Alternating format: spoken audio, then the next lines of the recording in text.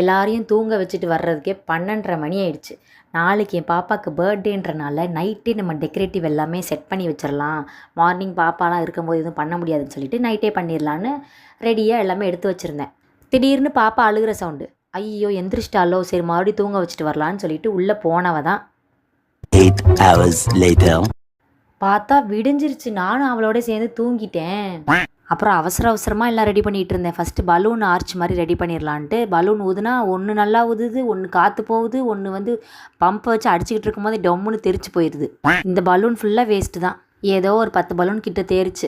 அதுக்குள்ளேயும் பாப்பாவும் எந்திரிச்சு அது பலூனை வச்சு விளையாட ஆரம்பிச்சிட்டா. பெரிய ஆர்ச் மாதிரி ரெடி பண்ணலான்னு பார்த்தா நான் வச்சிருக்கிற பலூனை வச்சு ஒன்றும் பண்ண முடியாது போல். அதோட 10 பலூன் மட்டும் அங்கங்கே ஒட்டி வச்சேன். இதுவும் பார்க்க எனக்கு ரொம்ப பிடிச்சிருந்துச்சு. சிம்பிளாக இருந்தாலும் நல்லா தான் இருந்துச்சு. அப்புறம் முக்கியமான டாஸ்க்கு கேசரி செய்கிறது. இது வரைக்கும் நான் கேசரி செஞ்சதே இல்லை. இப்போ தான் ஃபஸ்ட் டைம் நான் செய்கிறேன். போன வருஷம் தீபாவளிக்கு வாங்கின ரவை இதை வச்சு செய்யலான்னு பார்த்தா வண்டாக வந்துருச்சு. அதோட வேஸ்ட்டு தான் சொல்லிட்டு தூக்கி போட்டுட்டு மறுபடியும் புது ரவை பாக்கெட் வாங்கிட்டு வந்தேன். எல்லோரும் நல்ல நாள் பெருநாளுக்கு வந்து கேசரி அந்த மாதிரி தான் செய்வாங்க. ஆனால் நான் வந்து கேசரி செய்கிறது கஷ்டம் அப்படின்ற மாதிரி என் மைண்டு ஃபிக்ஸ் ஆகிடுச்சு. அது தண்ணியில் ஊற்றி கிண்டணும், ஒழுங்காக வரலைன்னா ஒரு மாதிரி ஆயிரும் அப்படின்றனால கேசரி இந்த உப்புமாலாம் எல்லோரும் அடிக்கடி செய்வாங்க. இந்தியன் மாம்ஸ்ன்னு சொல்லுவாங்க.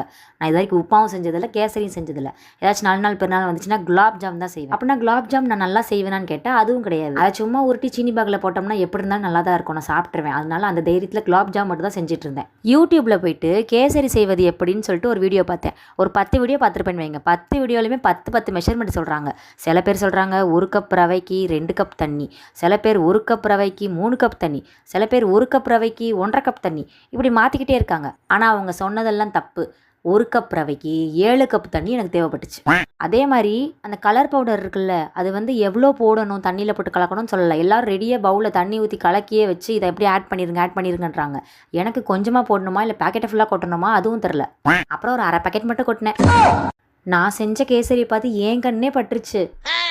அப்புறம் நறுக்குன்னு ஒரு சொடக்க போட்டுட்டு கேசரி எல்லாமே ஒட்டி இருந்துச்சு சைடு ஃபுல்லாக. ஸோ அழகாக இருக்கணுமேன்னு சொல்லிட்டு இன்னொரு பவுலில் போட்டு ஒட்டி இருக்கிற கேசரி ஃபுல்லாக நானே வலிச்சு சாப்பிட்டேன். சுகரில் கேசரி கொஞ்சம் கம்மியாக இருக்குது, மற்றபடி டேஸ்ட்லாம் நல்லா தான் இருக்குது. மேடம் எப்படியோ கிளப்பி விட்டாச்சு. அவங்க ரொம்ப கோவத்தில் இருந்தாங்க, ஏன்னா கேக் வெட்ட விடலை அப்படின்னு சொல்லிட்டு. அப்புறம் ஒரு வழியாக வந்து சரி வாங்க கேக் வெட்டலாம் அப்படின்னு சொல்லிட்டு நாங்கள் எல்லோரும் கேக் கட் பண்ணிவிட்டு அழகாக சாப்பிட்டு அந்த பர்த்டேயை அன்றைக்கி சூப்பராக முடிச்சாச்சு. பாப்பாவுக்கு இது செகண்ட் பர்த்டே. ஃபஸ்ட் பர்த்டே வந்து லாவெண்டர் தீமில் பாப்பாவுக்கு ரெடி பண்ணோம். இந்த டைம் வந்து ஸ்கை ப்ளூ தீமில் ரெடி பண்ணோம். உள்ள கேக்கோட ஃபில்லிங் வந்து சாக்கோ ட்ரஃபிள் சூப்பராக இருந்துச்சு. அப்புறம் நாங்கள் 2 பேர் கெட்டப் சேஞ்ச் பண்ணிட்டோம். பாப்பா ரொம்ப நைனேன்னு அழுதுகிட்டே இருந்தா. அதோட அவளை தூங்க போட்டாச்சு.